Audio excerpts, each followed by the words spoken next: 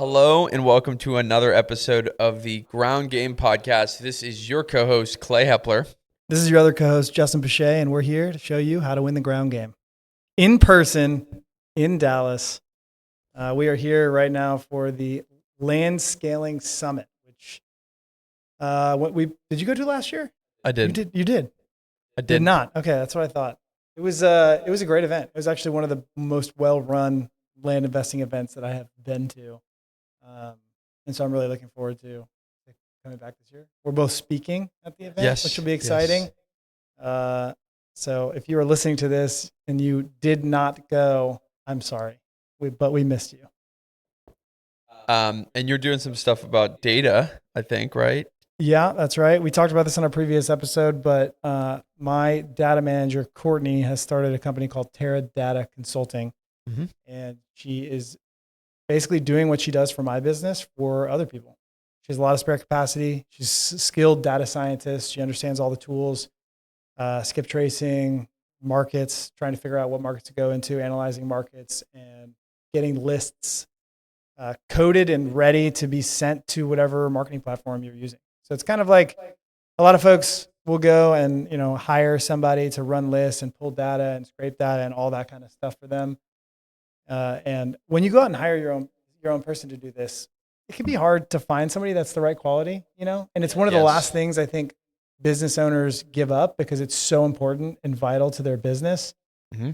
But that's where I think Courtney can fill this huge gap because she has already been doing it for probably more time than most business owners have been doing it. She's been doing it for me for over 3 years, mm-hmm. and she's really good at it. Mm-hmm. And when we set it up, I told her, you're not going to be able to sell this to people if it's going to cost them a ton of money. Like it has to be a logical, maybe even cheaper option than them doing it by themselves, mm-hmm. depending on how they value their own personal time, right? So, yeah, we're going to talk a little bit about that at the event. And Terra Data Consulting is kind of sponsoring the event a little bit, so they've got a table back there. I think there'll be some pens. I'll be repping a hat and then maybe a shirt at least at one point. So. Nice. Yeah. Is she going to be there? Yeah. No, her husband, Skylar, who's one of my oldest friends, are going to be there as well. Their son, they brought their little baby. Nice. So, nice. Yeah. It'll be good. Yeah. And I'm going to be doing Ajay's doing like a fireside with me. Yeah. I think mine's going to be similar. I don't know. Ajay's an awesome guy. But I was like, what do you want to talk about? Like, do you want me to prepare anything? And he's like, no. I kind of find that it's just better to do kind of like an interview and, all right. of anyone, she would be the guy that would be able to find a commonality, make the conversation pretty easy. Yeah. He's just really good at that, man. I think I admire his energy and enthusiasm and kind of how he commands a space. So, but I mean, man, this is crazy. About a year ago, we got together. We started the first Ground Game podcast. Yeah. And it has been a whirlwind of a year. Whirlwind. And, at the beginning of the year, I think that you and I we kind of didn't have a plan for the podcast. Yeah. We were like, hey, let's just talk. We enjoyed chatting with each other. And now it's kind of been, a year of doing this every week, and it's been a lot of fun, and we can talk about recaps. I know you kind of have a year of gentlemen's agreements, right? Right. That's right. I mean, why? Let's go back. Like, why did we start this podcast? What was your reason? I mean, I think our reasons were aligned, but like, I'm happy to explain mine too. Like, what do you? Yeah. Yeah, I think that, first of all, I really enjoy always chatting with you. That's always, I feel like there are not a lot of really, really expert operators in the space. And I've always admired how you looked at the business, how you structure the business. And so for me, it's like, hey, I get to talk about land with another operator in the space every single week. Like, I'm going to learn, I'm going to grow. So there was like that selfish thing. It was like almost, it's like you try to get on a phone call with someone, right? And it just never happens. Yeah. Right. But when you sit down and you're like, hey, we're going to talk about something that we both have really unique views on. I was looking forward to that. And there's also there's a dearth, I think, in the land investing space of that higher level operator.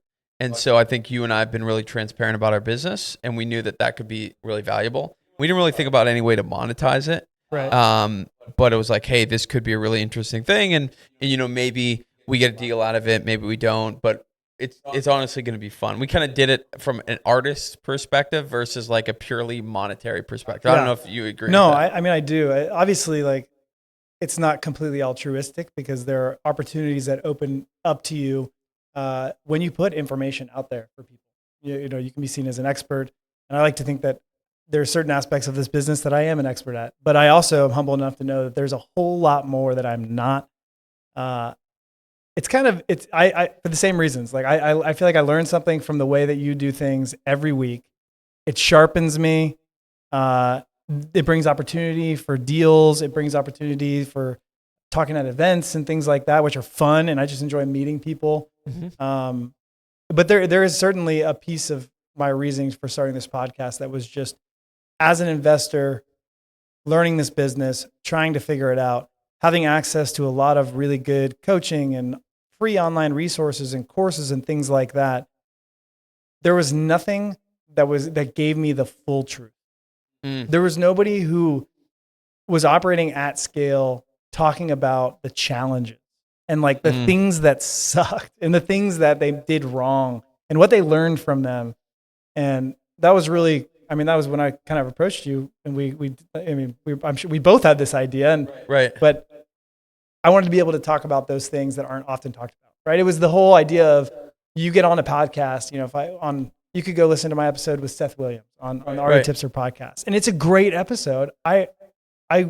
Those guys, I was talking to Ajay and Seth, they're incredible, but I don't think we dove into like major issues. Right? We just talked about like good things for the most part, and I was able to not necessarily put on a show. I mean, there's a lot of good things happening, but in some of those interview podcast settings where a host will bring on a guest, it's always about like the good things that are happening generally in their business and like why they're awesome. Right. It's not like the crappy. So that's what we can talk about on this podcast. I mean, several of the last episodes have been me kind of lamenting on mistakes that I feel like I've made and what we're doing to solve them. I think we have one episode recently. It's called "It's Not No Rainbows, No Butterflies." Like it's like right. The past couple of weeks we've been going very negative, right? But I think that I'm with you. I think that adds color. Yeah. Right. Because social media is this really weird echo chamber. Yeah. And when we put stuff out there, we're expecting, whether or not you're very altruistic or not, whether or not you're just posting for whatever reason, there's an expectation of some sort of validation. Right. Depending on who you are as a person, it could be on one end of the spectrum or the other. And when you actually put yourself out there and say, no, man, I made a mistake, that's hard. Yeah. That's really hard. And I think that you and I both have been transparent, and there's always more vulnerability that you can be more vulnerable. But you also learn through failures more than, hey, I did this great thing. Look at this. Right. I think that was a big thing of it. So, yeah. Yeah. So over the last year, I mean, I feel like this industry is maturing. There's been a lot of changes. We've talked about this on previous podcasts. Lots of people have been getting out of the space. It's become more challenging for you. I mean, how do you feel like the land market has changed over the last year? The market is, and as a whole, or like my own business? Yeah, I mean, I think we'll get to business next. Let's start with just like land investing as a whole. Like, what do you think has shifted? What have been the biggest shifts in your opinion over the last year, and maybe more subtle ones that you've adapted to that maybe haven't been talked about as much? Mm-hmm. Yeah, I think that it's interesting that simultaneously the market has matured, but fewer people are in it. Right. And so I think the competition maybe a year or two ago, Justin, was like the competition with other people. And now it's about the competition with the market. Yeah.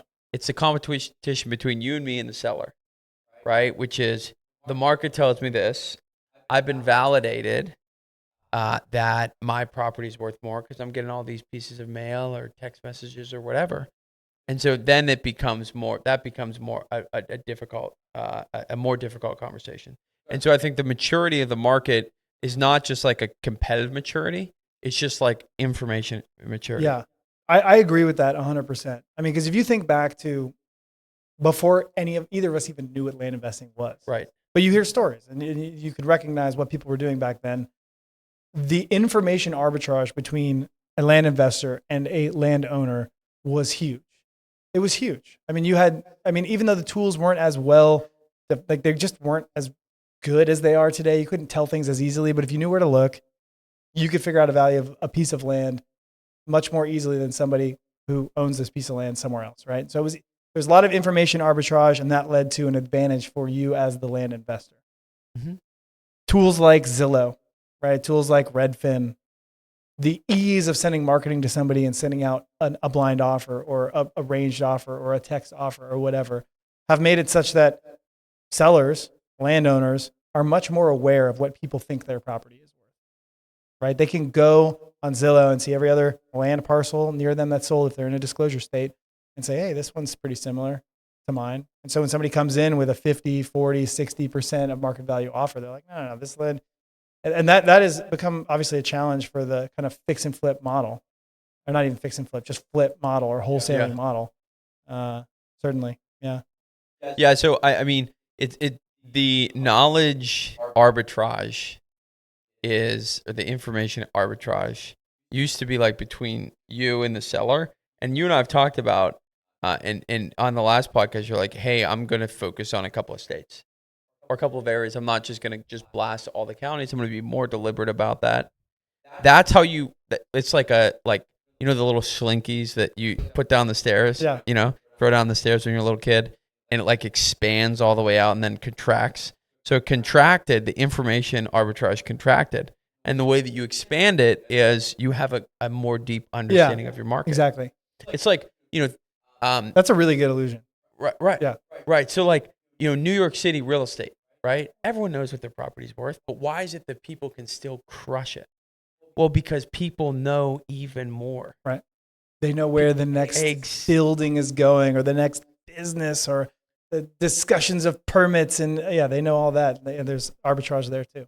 So that's how you expand your information arbitrage in real estate. So I think that is the next step. And it's interesting, the Teradata Consulting, you were talking about Teradata Consulting, and that's the marketing, I have no affiliation with Teradata Consulting, but the marketing, the front end, getting that thing right is so important. Yeah. I mean, we talked about on the last podcast, the one that had a ton of technical issues that we just released today, actually.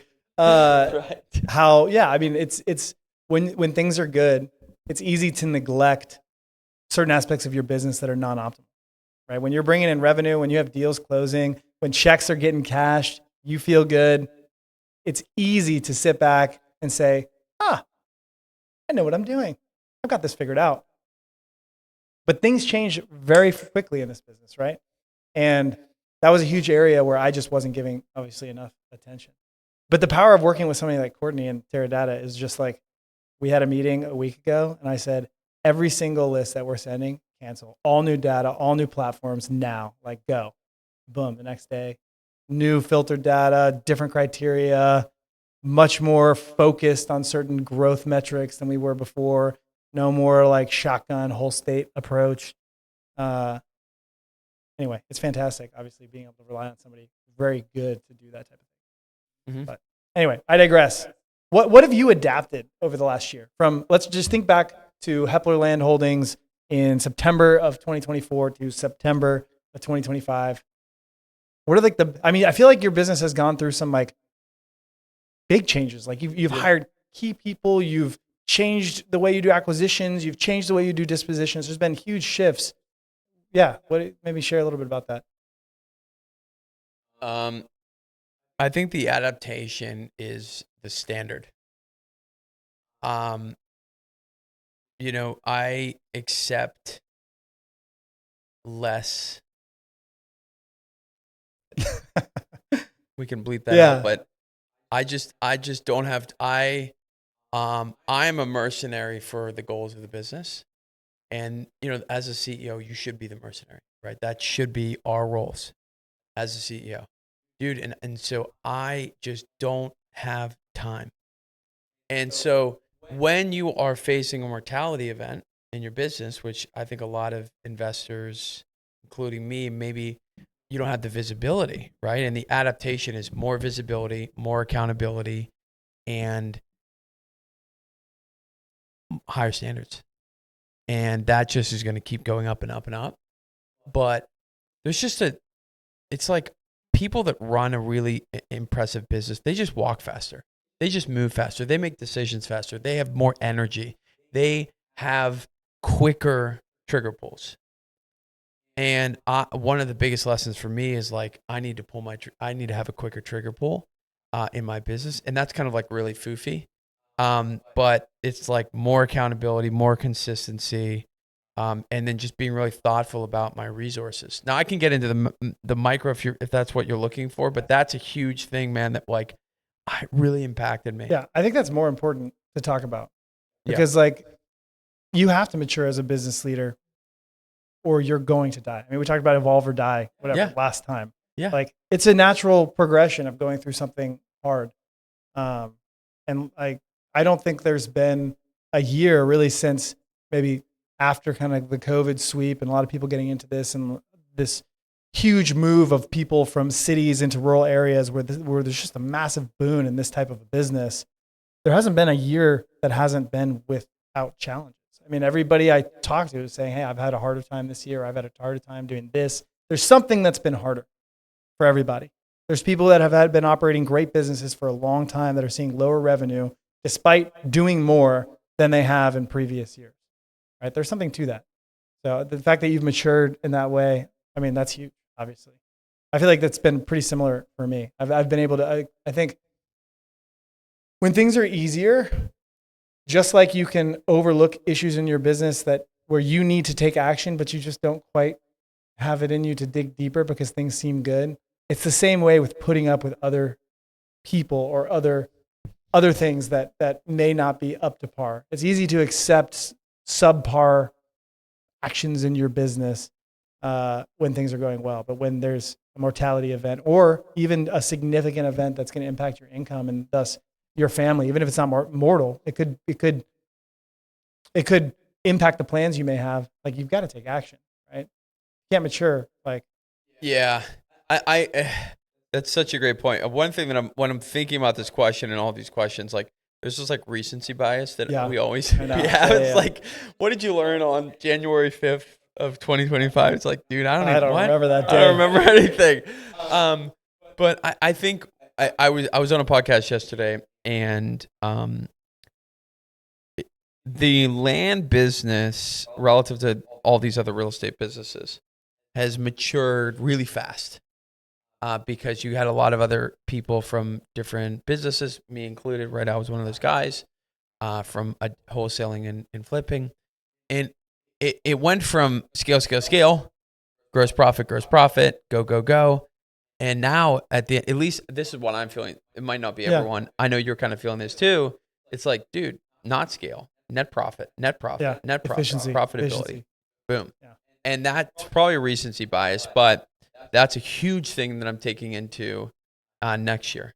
And you know, year 2 of the ground game, and you and I had these conversations. I know that that's going to be a big part of how I'm thinking about it. Yeah. I mean, I think that's super important to talk through too, because it can be maybe enviable from some people's perspective to have this big business with a lot of employees. But if the last few years have taught us anything, it's that the market shifts rapidly. And you can go from having a ton of gross profit, ton of revenue, and your OPEX be high. And so you're good because you have this huge gross profit. But you go through a lull of sales or a lull of acquisitions that lead then to a lull of sales in the future. And with big teams, it's almost like with big power comes big responsibility. It makes me think of like Peter Parker and Spider-Man. But seriously, with a lot of overhead comes a lot of stress when things slow down, right? How are you going to make payroll? How are you going to pay for all the systems and software and things, right? And if you let it go too far, which a lot of people have, right? It's hard to cut when you need to cut. It's easier to cut when you have to cut, but then you're forced into making these deep cuts that impact your business in a much more substantial way. And there's also there's also the decisions are really affected by these types of cuts. Yeah. And so we have this deal that we were supposed to close on last week. Like perfect subdivide, buy for 100, sell for 500, just like crushing. I mean, great deal, right? Easy subdivide. But our surveyor gets to this parcel of land, Justin, because we had to get a survey because there literally wasn't a survey in the county courthouse. It was so old. This guy's owned it, his family. 80 acres. So the survey goes out there. And he's like, hey, I don't know if you know this, but this appears to be a trailer on the property. I'm like, yeah, I saw that from the satellite view. My broker went there, walked it. No big deal. We'll just kind of tear it off. I already talked to a junk removal guy. It's no big deal. He's like, no, I think there's someone living in it. So I get a call. I called the seller, and the seller's like, well, I actually told your guy that there was a trailer on the property. I'm like, yeah, a vacant trailer, like not a real trailer. Now, we're talking about a $300,000 profit deal right now. $350K if everything goes well, because we might even self-list it. $350K net profit. And we're sitting there, and we're like, do we buy this deal? I called the Minnesota sheriff in this county. I called the county, and it's going to be a civil lawsuit. The guy thinks he owns the land. He said he's bought 5 acres of the 80 acres. And so I'm sitting there as a business owner. I said, I'm going to take on an enormous amount of liability. Right. An enormous amount of liability. He doesn't have any money. The guy doesn't even have like a working well. And so when you are cash strapped, are you in a position? I'm going to buy the deal, but I might negotiate 20K off. Right? We've already negotiated 70K off.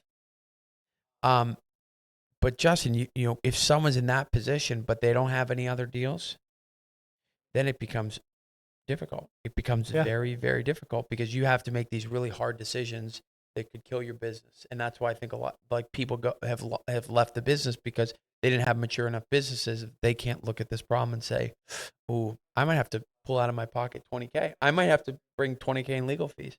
And I'm okay with doing that because juice is worth the squeeze. The guy can't be living on the land rent free, but it can't be your last 20K, right? Exactly. Yeah. But I can do that. I can say, "Hey, we can do this. We can make this happen." And so that's just an example, right? An example. Yeah. Let's move into kind of another section, which is how has your team changed over the last year? It's been pretty consistent. I would say that I tried some executive hires. I tried an operations manager who I was super excited about. Ended up being disappointing. A director of revenue. Is that the guy in Argentina? Yeah, Argentina. I was super excited about him, and he ended up just not making it. I kind of give the 90-day ramp, and I'm like, hey, if you're gonna make it, yeah. If you're not, sorry. You know, just a quick aside. It is so hard to hire the right person. It is so hard to hire the right person. And anybody who says they're exceptional at it, I'm not going to say anybody. That's too much of an ultimatum. Most people who think they're really good at it probably are just really lucky. See, I am on the other side. I know I'm just lucky. I don't have any illusions that I'm this great hire, but man, it sucks. It's tough to invest heavily in somebody, especially a critical position like that, and have it not work out after a couple months. And then a 6-figure employee director of revenue who was not disclosing the fact that he was, he had his own business. He told me, but he was like, I'm not working at all. And then all of a sudden I'm seeing these social media posts from him. It's just like no loyalty. And I'm paying you, you're the most highest paid person. And I'm like, you know, you got to either choose this or choose Hepler Land Holdings. No in between. And then I've had a lot of other employees that I've just had trouble with. And the team has become pretty much the same. It stayed the same, excuse me. But we have just upgraded the standards of the position. And so now I'm hiring this, Special Forces COO, who I think is going to be an absolute killer, but you don't know. You don't know. You do not know. Everything indicates that he's going to be an absolute killer. Coming from that background, there's a certain pedigree that comes with that. A certain drive, a certain unwillingness to fail, and so that might be a better a better result. Right. But you can't hire a bunch of Green Berets to run your business. No. Yeah. You have to have people that are B and C's. But it's been just pruning of the tree, like a little bonsai tree. Oh, yeah. I've been pruning it. And I think that there's some more pruning that needs to happen. I'm going to kind of increasing the level of 2 more of my employees. I have to make some shifts, but it's been pretty much the same. Yeah. Maybe minus 3 or 4 people. Right. How about you? We have also remained basically the same. We've had a couple people come, a couple people go. We haven't drastically changed marketing. We've changed some structures. One of the things, probably the biggest change that we've made in terms of team structure is we used to do no lead management. We went much more heavy qualification on cold outreach, and then acquisitions managers take comping and negotiations. And so we rolled out PPC, which I talked about. We cut that because it did not work great for us. And I talked about the reasons. I don't think it's PPC's fault for anybody listening. I think we just didn't do it well enough. And when we started doing PPC, we were getting a ton more totally unqualified leads than we're used to, because we're used to this process where our cold outreach team has like a pretty heavy qualification criteria to go through. And so we implemented lead management, and it was really more of like I don't want to say like a quarterback, but kind of like a coordinator of sorts. Lead comes in, comp the lead, it goes here, it goes there, it goes there. We weren't really treating it like they're the ones calling, doing further qualification, except for on the PPC leads, and then, forwarding it on to the negotiator or bucketing. It was more like less phone call. And now we're shifting back to a less qualification on the front end, bigger lead management team with faster and better comping into end negotiator. Just a closer. Just a closer. So like a standard setter closer. Yeah, basically. And I think that is going to be a better way to run how we're changing our business up into this next year. What makes you say that?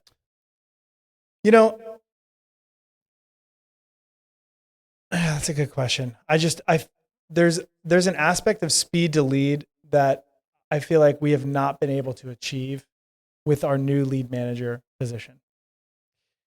When we had the acquisition managers owning their leads and going in and comping and then closing the leads, I felt like that was a pretty good speed to lead, because we were so heavy on qualification on the front end that the lead, and we would just dial up or back the qualification criteria to maintain a steady flow of essentially the max amount of leads we could handle with those closers, being able to get feedback to the leads like very quick, same day response, ideally the same hour response. But what we're changing is we're going to a basically no price qualification model. So, which is what a lot of people do, where you are screening for motivation, timeline, you're looking at the property, you're building a little bit of rapport, you're asking them about their price, but you're not necessarily using that price as a disqualifying factor to not follow up with them. So then to not offer on them? Not offer on them. Got it. Exactly. That's the main thing, to not offer on them. So now when leads come into, and this is not rocket scientists, or Ryan, sorry. This is not rocket science. Like many people do it this way. We just haven't in the past. But bring it into the into lead management, get the good comps.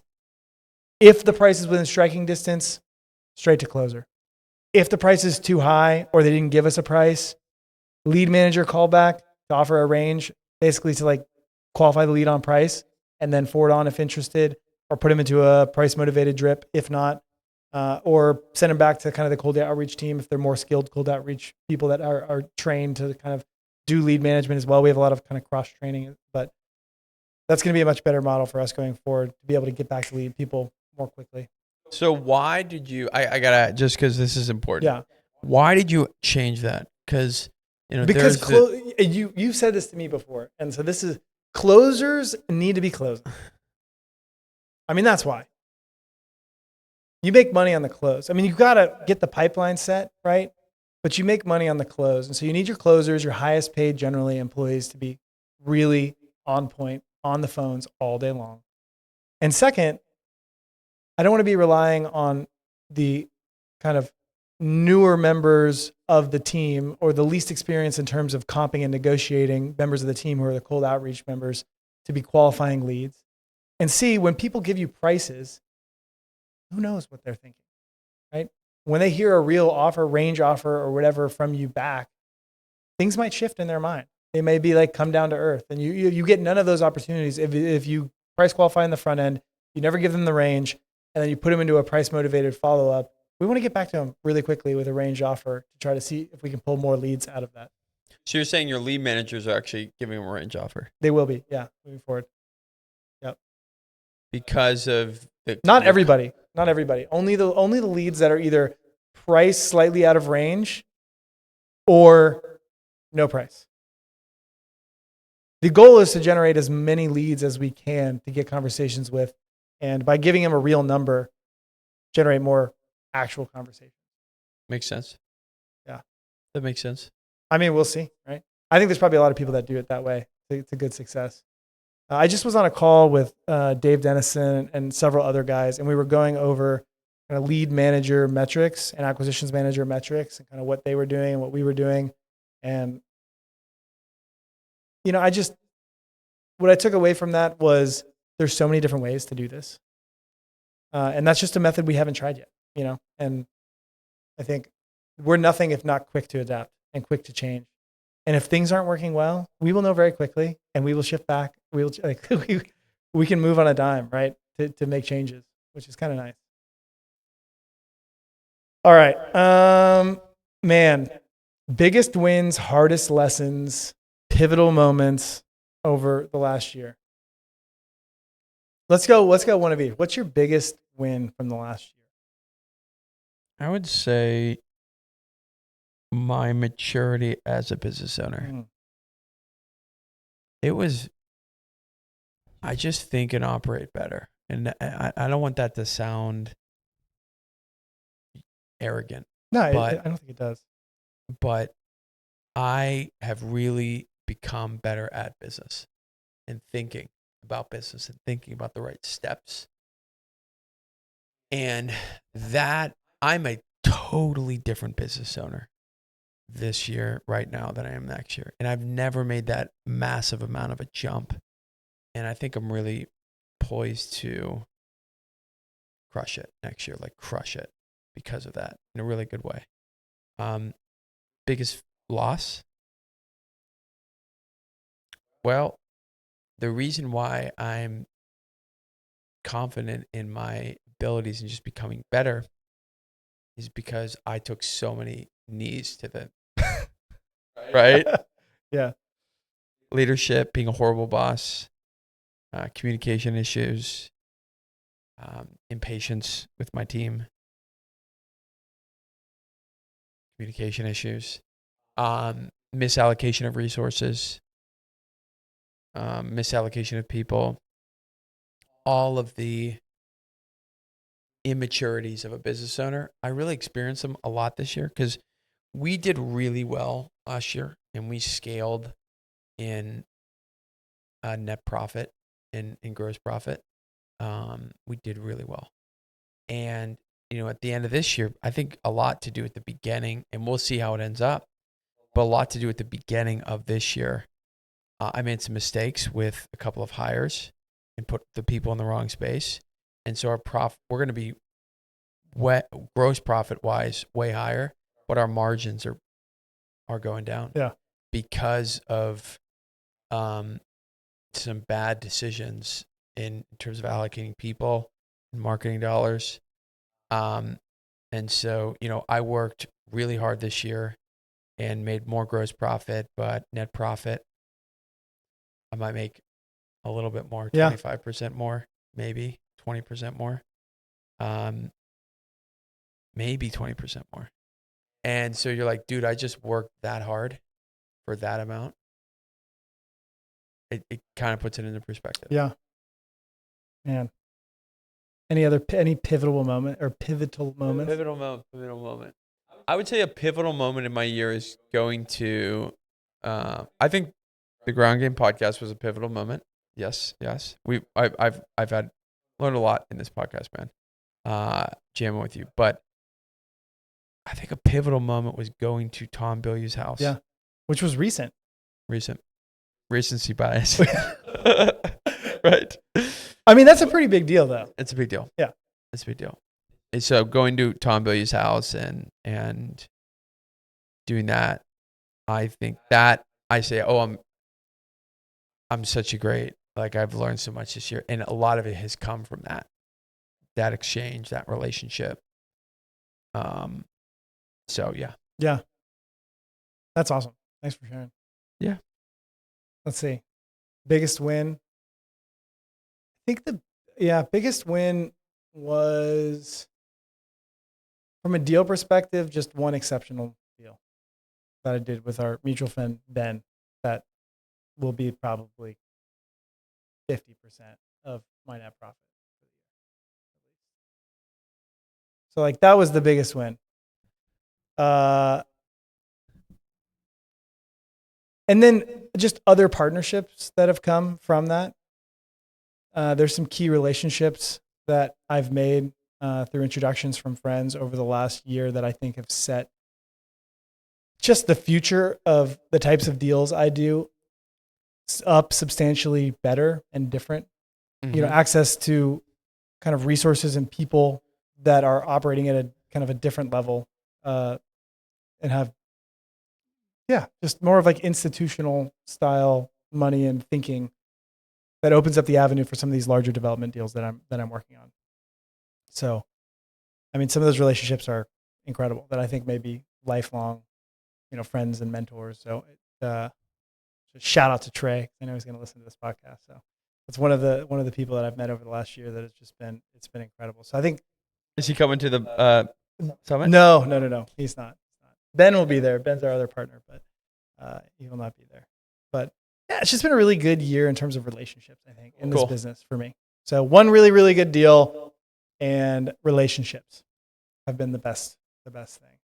The worst or hardest lessons, I think they've all kind of come to a head. Maybe it's recency bias, but looking back over the course of the last year, we are not on pace to hit our gross profit goals. Like, we set a $5 million gross profit target, right? That's a pretty bold. That's a pretty bold target. Right. And I was hopeful. We may scratch a little bit above half of that. I think we will be above half of that by the end of the year, but we're not even close to where I thought we were going to be by the end of the year. And I mean, there's a lot of reasons for that, but I think the number one thing is just a lack of focus on the basics. I don't want to say laziness, because I do not feel at any point in the last year that I have been lazy in any way. I have been freaking operating full steam ahead, in my opinion. I think I've just been so distracted by so many important things that there are some important things that I didn't focus strongly enough on. And so I let certain aspects of the business become not the best, right? Acceptable, so like mediocre, maybe. I mean, there's aspects of my business that I'm confident are the best or one of the best in this kind of niche. But there are other parts of it that are not, frankly. They just aren't. And yeah, you can't be the best at everything, but I'd like to be, right? I'd like to be up there with the best at everything. And that requires a lot more focus and attention than I think I've given, that I personally gave the business over the last year. And like we talked about earlier, or like a couple podcasts ago, that doesn't mean that the time that I'm spending isn't being spent on the most important thing that's going to maybe pay me the most for my time, but it still is an oversight and something I probably could have done better on in hindsight. Yeah, man, just to give you grace as your friend, we make trade-offs. Yeah. Trade-offs are a part of what we do as entrepreneurs and in life, right? So there's no right or wrong. It's just trade-offs. Yeah. So you just made a trade-off, and obviously your big deal, like that wouldn't have happened if you didn't make that trade-off. If you were just operating, probably wouldn't have happened. It's true. So, okay. Yeah. There's also the immediacy of land investing, flipping income versus the slower profits of large developments. There's that competing element. You're focusing time on a thing that's going to pay you in the future versus the thing that's going to pay you in the next like month or two. You're right though. I mean, you only have so much time. And as a father of 3, soon to be 4, and Getting busy. business owner of, kind of a few different types of businesses at this point. Yeah, my time can be stretched pretty thin, frankly. So I've told this to my wife before. One of the conversations we've had about children specifically, when we had our first child, Nora, we were able to give her all of our, like, any attention we had to spare, we could give to her. We could pour into her. We could do things with her and spend time with her and take her places. It was amazing. And then we had Jacob, and Jacob, we were still able to pour a good bit of attention into, but not as much as Nora. Right now, there's 2 children that we have that we need to love and take care of and help regulate and teach and turn into incredible human beings. Right.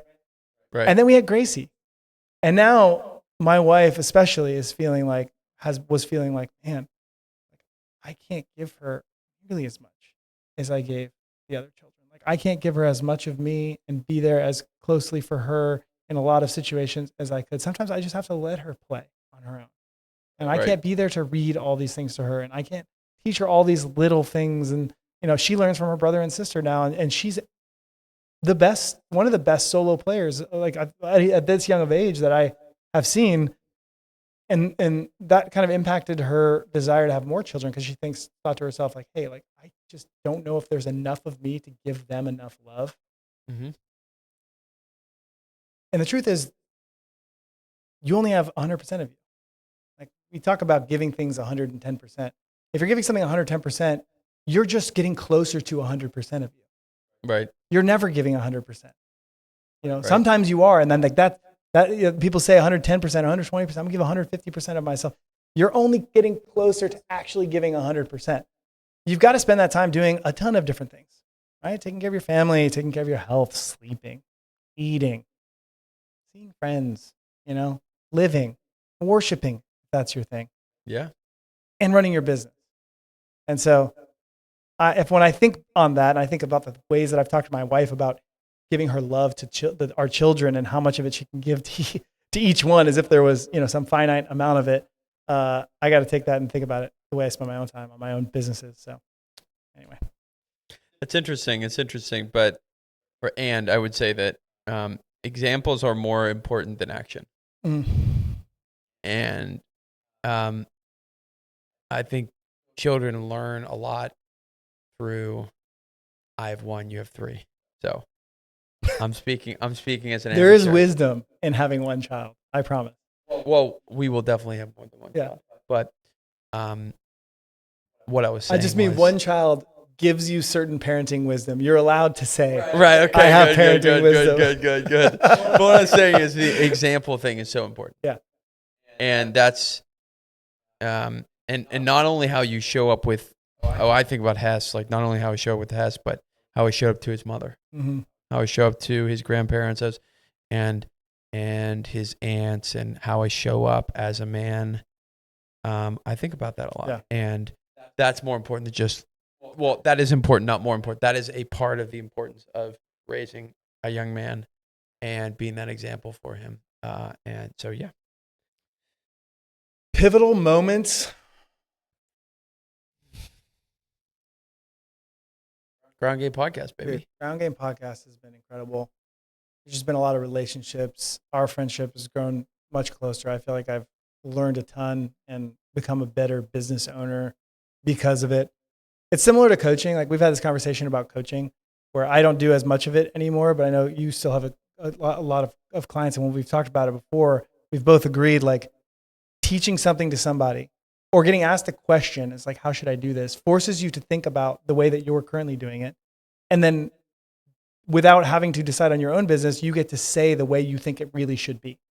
And through that action, you see things that you are doing wrong when you explain how things should be to your coaching student. Because you don't have the kind of bias of it's your business and you're doing it. You're looking at somebody else's. And so you're saying to yourself, I need to give them the best advice I possibly can. And you can kind of step out of the way you do it and give an even better perspective, which then allows you to go and change that same thing in your own business. I see the Ground Game Podcast as having been able to do that for me in a lot of ways as well. I agree. I agree. That's a pivotal moment. All right. What about outside of work? Over the last year, what has shifted in your own personal growth or how you've been able to balance work with family, with your goals, etc., your health? I would say I've kept my health. That's important. You just said health last, so it just kind of jumped up.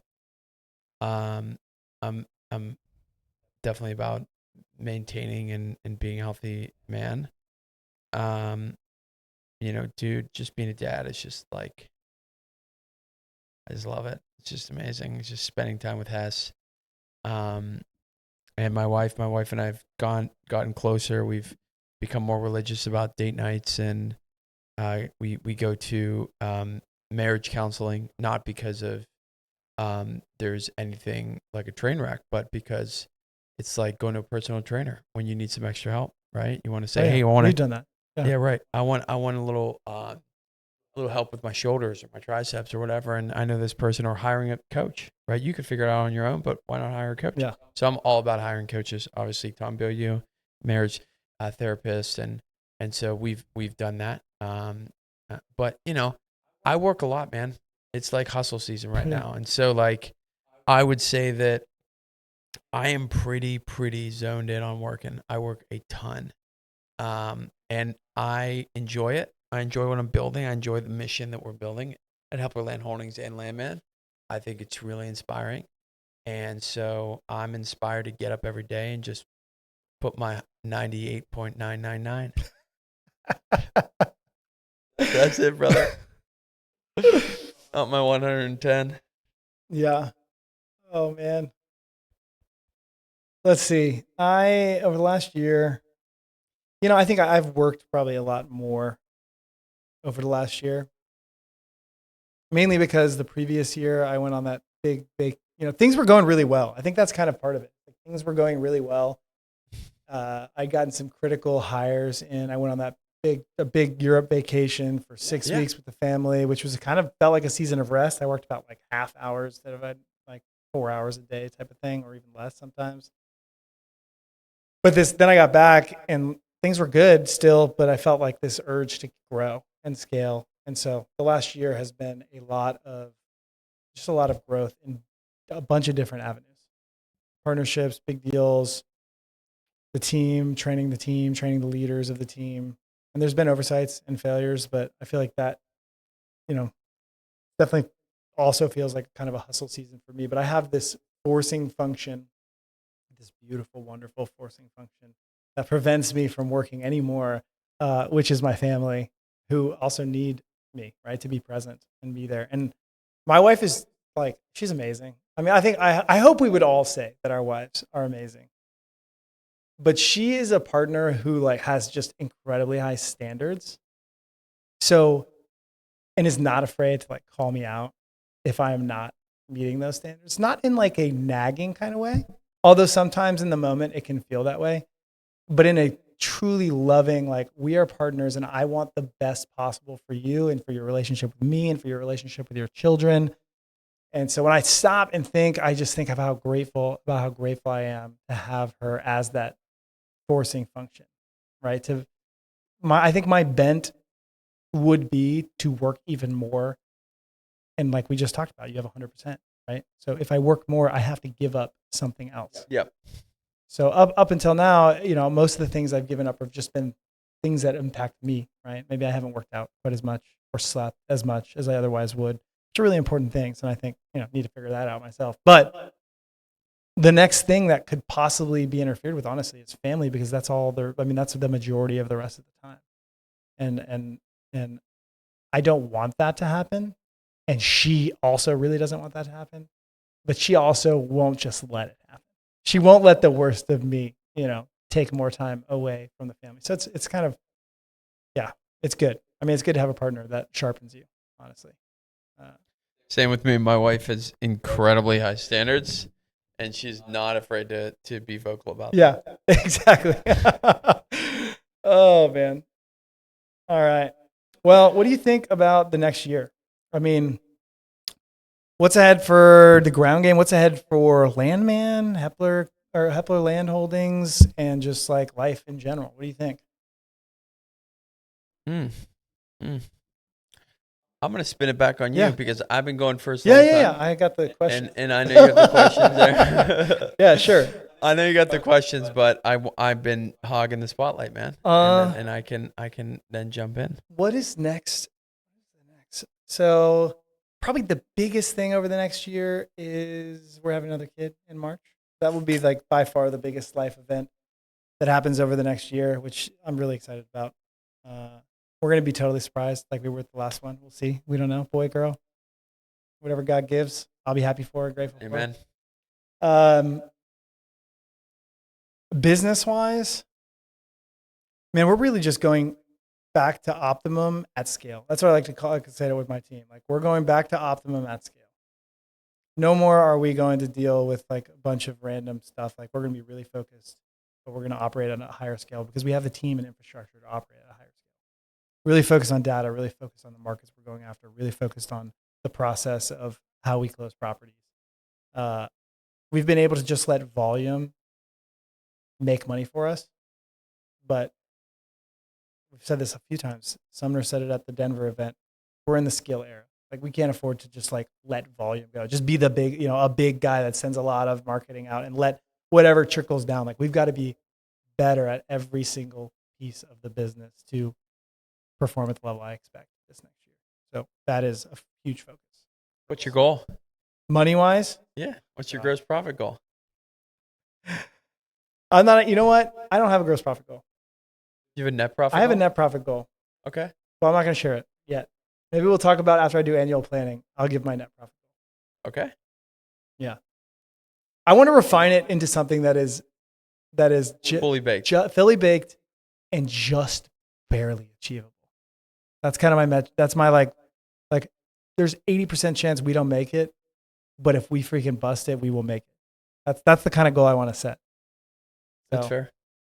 I mean, maybe off the top of my head, 2.5 million net. That would be that's like top of my head. That's great. But I reserve the right to change my mind and sharpen that. I will write that down. Otherwise, just more big deals. I'm working on kind of some funds, companion funds to some of the development deals that I'm working on right now. Most specifically, note fund, needing a liquidity pool if we're going to offer owner financing and seller financing on some of these development deals. Because as you know, when you're a dealer, when you're somebody who is creating inventory, improving property to create inventory, if you sell those properties on terms, you have to pay all the taxes for that property in the year that you sell it. So if you don't have a liquidity vehicle to cash out of your notes from a development and you have investors, you don't make any money. Yeah, you're not going to make money. Not only are you not going to make money, but your investors are going to have a big fat tax bill. So you need to be able to originate the note, sell the note, take the loss from the sale because you're going to sell the note for a lower value than what the principal is worth, and actually pay taxes on the income that you made in that year. I think it's pretty critical. Otherwise, you can't offer owner financing, or you have to restrict it to a very small number of properties that you're going to sell.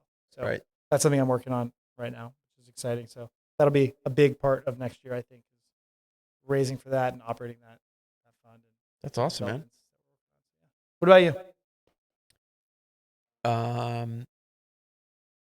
So personally, I'm inspired to get into some martial arts next year. Oh, nice. Yeah. So I'm gonna do some Krav Maga, which Krav Maga is Israeli defensive forces, and some boxing. I want to get into some martial arts. Learn. I think you're young enough where like you might not get super injured.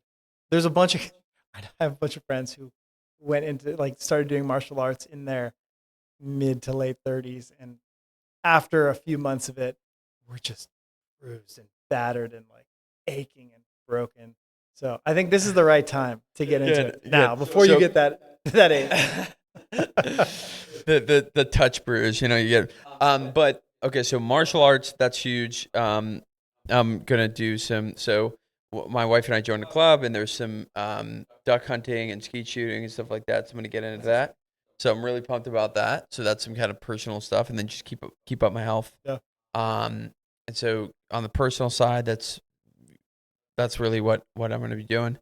My wife and I have a couple of trips. We have 2 weddings in Europe next summer. So we're kind of do what you did, right? Yes. So we got a wedding in Sicily. So we're going to be in Italy for like 3 weeks. And then we're going to go up to London, as we have family members who live in London. So we'll probably be in Europe for like a month and a half, 2 months. And yeah, we'll have the little guy. That'll be interesting. I mean, it'll be interesting to run your business over there. Yeah, it will be. Get a good mobile workstation. Oh yeah. I gotta get the right. You had the. I didn't bring it this time, but I don't plan on working that much. But. So that's kind of like a big thing for us, and then we're planning on getting pregnant again next year. Dude, yeah. Super pumped about that.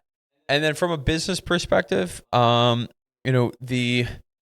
will be launching the Landman mastermind, which you're very aware of, which I'm super, super excited about. It's going to be awesome.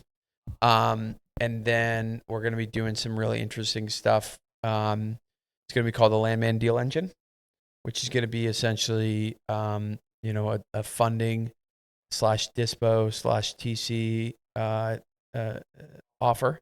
Help people fund deals, help people sell them faster at scale. So I'm really excited about the Deal Engine, which that's coming soon.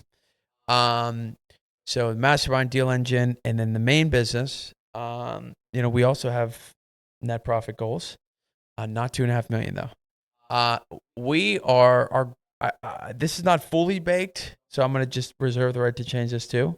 But our goal is about 1.5 for a net and 4 million top line gross. Yeah. And that's kind of where we want to be with the land business. And then, basically for us, it's like, hey, we have a land specific goal, which is 5, but that could be Deal Engine, that could be our land business in general. So if our land business is at 3 and Deal Engine's at 2 or whatever, that'll be, I don't really care, right? Yeah. But man, I'm just looking to have some fun next year, right? I'm looking to really bring on a group of just killers. I feel like this year I was swimming upstream a little bit as it came to the hires that I made. Yeah. And you know how it is. Sometimes you just get so excited. You're like, man, let's go and build this empire. And you get disappointed, right? Cost of doing business, no big deal. But I'm looking to swim downstream, right, with the right people, right? Dude, I hear that. Right? I hear that. Swim downstream with the right people. And so that's what I'm really focused on, Justin. I mean, so, bigger goals, but always about the net profit, And then I got some really exciting stuff. I think the land community can really benefit from the Deal Engine, the mastermind. It's going to be awesome. Going to be some hunting stuff associated with it, some land specific stuff associated with it. It's going to make it a little bit more of a life specific plus land, and business entrepreneurship mastermind, which more details to come soon. Yeah. But it's really exciting. That is really exciting. Man, that's a lot. Yeah. I'm going to rescind my $2.5 million net for just the land business and extrapolate that to be across all deals and all businesses. Okay. I don't want to set too ambitious of a goal. I want to be ambitious. Dude, 2.5 is pretty big. No, it's a lot. That's what I want. I love it. Yeah. I think you can do it, man. I believe in you. I think the challenge with that is, I don't know, and this is maybe I don't know if I'm mentally prepared to spend the amount of money I think I would have to spend to get to that net profit in terms of OpEx, marketing, markets we go after, team, quality of employees, etc. Yeah, because you probably need to spend I don't know, 150 a month minimum. For 5x ROAS. 250 a month plus, I guess. I don't know, man. You're right. You got it. Yeah, I think it's more the quality of employees that you need to have, the amount of commissions you're going to need to pay for top quality closers to do that type of volume. Or not, it might not even be volume, just like the quality of deals that you'll have to do to get to that number. I don't know, man. That's why I said, let's wait till the end of the year. We'll do the annual planning and I'll come back to this podcast and I'll tell you what our actual goal is. I love that, man. I can't wait to talk to you about that. I'll remember it. And you permission is granted to rescind it. Yeah. I need to sit down with all my Excel spreadsheets and work through how that number is achievable, because it may end up being like a $15 million gross profit number for how much, or maybe not. That seems a little high, but I mean, as your team scales though, like at least I've noticed this, and we've talked about this on previous podcasts, is like there's a tendency for margin to dip. I don't want to run that type of business where I'm making a 10% like a 40. Yeah, dude. I mean, I think I would much rather keep the team the same exact size and keep gross profit exactly the same, but just tighten up the margin, the losses, plug the holes. Well, you know, it's interesting when I hired this COO, we had these big goals, tied to gross profit, but he is a kicker. You have to have at least 40% net profit margin. So he could triple his salary, essentially, next year. Well, his OTE he could get 2 doubles of his salary. But we have to maintain the net profit margin. And so that's a forcing function. And so what I would say is for you, man, you're incredible at, subdivides and entitlements and all that stuff. It's just like, think about the deal that I just told you about in Minnesota, dude. We're going to make $350K. You don't need to do that many of those deals to get to your, well, you do. You do. Eight. That's not that many deals. It's not that many deals. Yeah. And so it's like, okay, so then you change your, your goal. So we're all mercenaries for our goals. And so we do the things that we need to do in order to hit the goals. Right? So, yeah, you got it. Yeah, see where we get. All right, man. That brings us to the closing. You want to got anything else to add before you walk us out? Well, I could. Okay, man. I think that first of all, for the listeners, who have been listening to the Ground Game podcast for the year, we really appreciate you guys, right? Like, honestly, selfishly, I would have this conversation with Justin anyway, because I learn a lot, and it's always great to go. That's right. Yeah, it's always great to have the conversation. But honestly, we appreciate you guys for sticking with us the whole year, giving us the feedback when we need it. Whenever you see us in person, bringing that up, man, we love it, man. And we're glad that you guys have gotten value out of it. If you ever want to talk to Justin and I, we're on social media, right? We're all on social media, and we love to talk dirt. We love to talk dirt, whether it's helping you guys do something, take the business to the next level, doing a deal together, or just wanting to talk about, hey, man, I have this problem. 5 minutes of your time, bend your ear. I'm always down for that type of stuff. So we appreciate you guys. And here's to another amazing year. Justin, anything else, brother? I couldn't have said it better myself. Seriously. So I agree that I would do this even without listening. Right. No, that's it. Thanks, Mom. No, so the last thing, guys, don't forget, rate, review, subscribe. And when you do that, JUSTIN. right at the bottom. Thank you, guys. And here's to another 52 episodes next year. Yeah, later.